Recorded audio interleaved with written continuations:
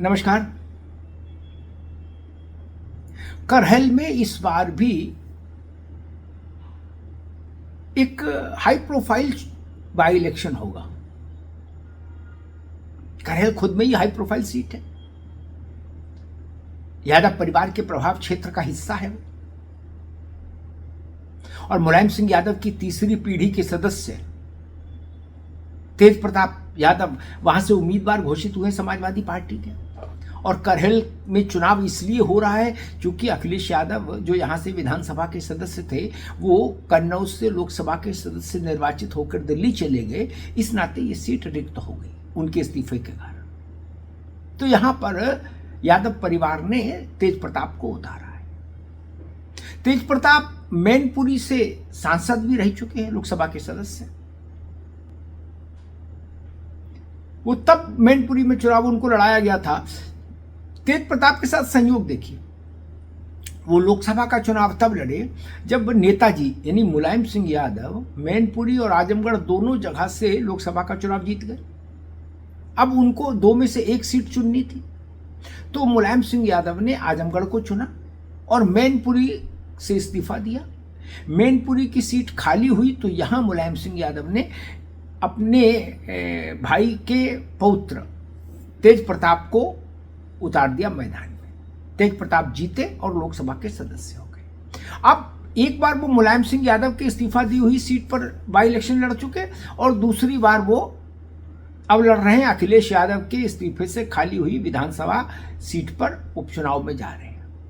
ये सहयोग है तेज प्रताप के साथ।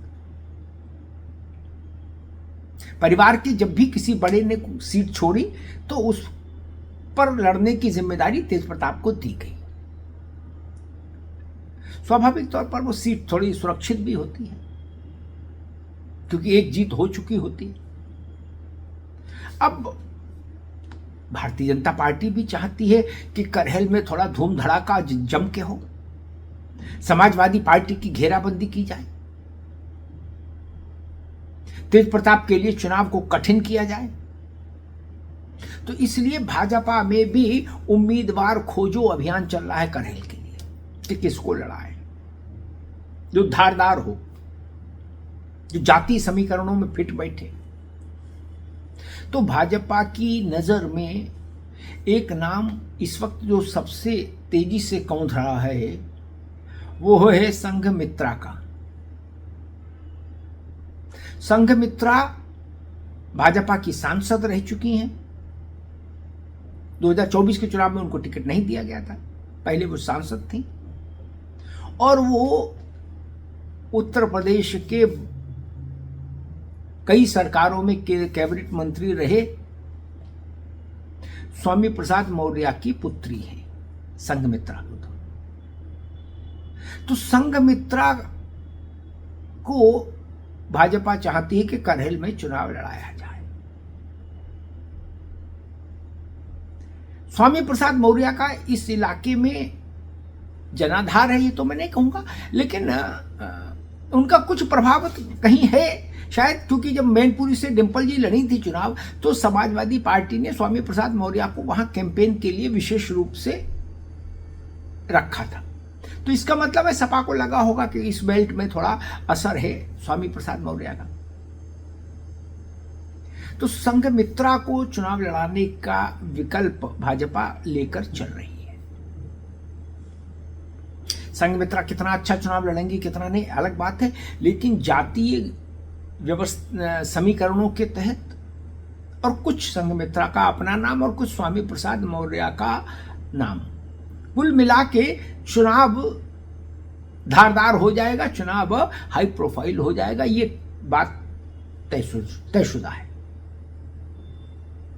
ऐसे ही मिल्कीपुर में भी जहां सांसद अवधेश प्रसाद के बेटे अजित प्रसाद को टिकट दी गई है सपा की ओर से, वहां भी भाजपा चाहती है कि इस कदर घेराबंदी की जाए, इस तरह घेराबंदी की जाए कि भाजपा अयोध्या हारी 2024 के लोकसभा चुनाव का जो दंश है ये दंश दूर हो, ये कांटा निकले।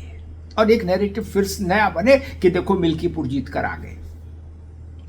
तो वहां के लिए भी ऐसे ही एक हाई प्रोफाइल चेहरे की खोज हो रही है।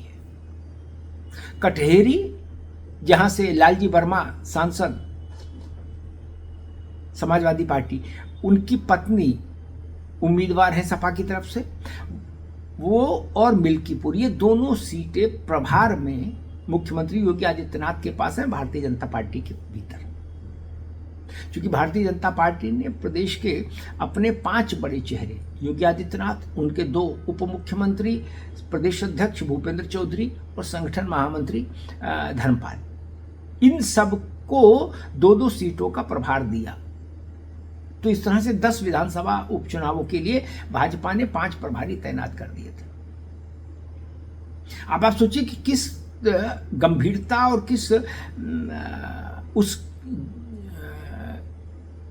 जीतने की ललक के साथ भाजपा इसमें व्यूह रचना कर रही है कि प्रभार उसने अपने सूबे के 5 सबसे बड़े चेहरों को प्रभारी बनाया है।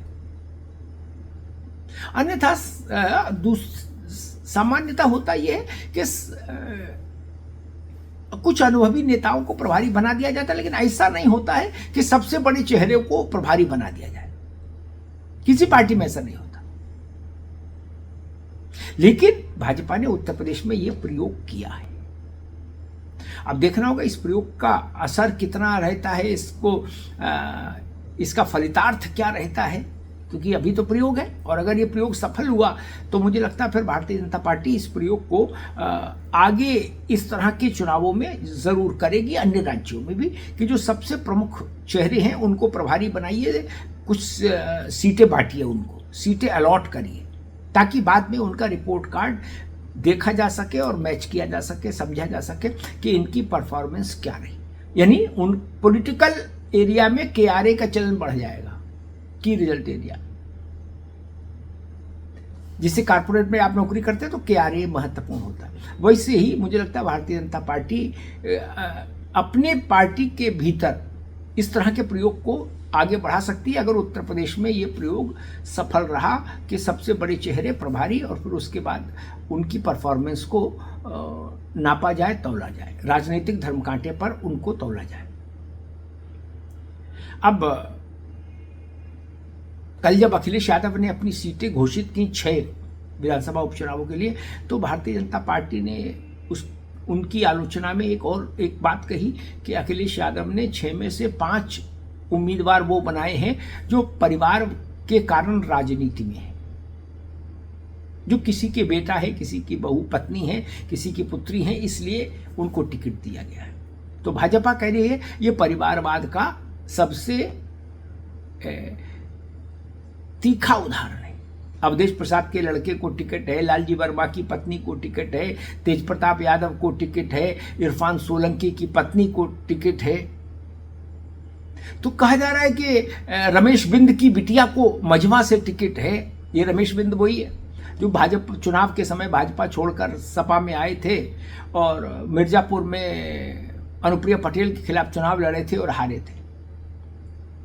तो उनको एक सांत्वना पुरस्कार के रूप में अखिलेश यादव ने उनकी बेटी को टिकट दिया है मझवा से। तो भाजपा कह रही है कि समाजवादी पार्टी के PDA का मतलब अपना परिवार, सिर्फ अपना परिवार, इसके आगे सपा की दृष्टि नहीं जाती, परिवार तक सीमित है PDA।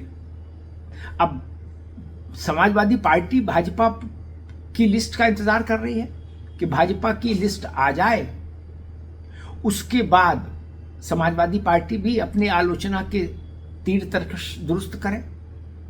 संकेत है कि दशहरा के बाद भारतीय जनता पार्टी, दशहरा से दिवाली के बीच में भारतीय जनता पार्टी इन 10 विधानसभा क्षेत्रों में अपने उम्मीदवारों के नामों का ऐलान कर सकती है। राज्य के स्तर पर पैनल बन चुका है, हर सीट पर 3 नाम तय हो चुके हैं।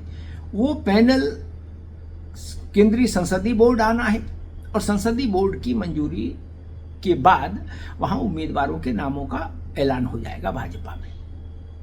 संकेत यही है कि दशहरा से दीपावली के मध्य में भाजपा अपने उम्मीदवारों के नामों का ऐलान कर देगी। क्योंकि अब उपचुनाव में बहुत देर नहीं, महाराष्ट्र और झारखंड के चुनाव की घोषणा के साथ साथ उत्तर प्रदेश में उपचुनावों का ऐलान भी हो जाएगा। धन्यवाद।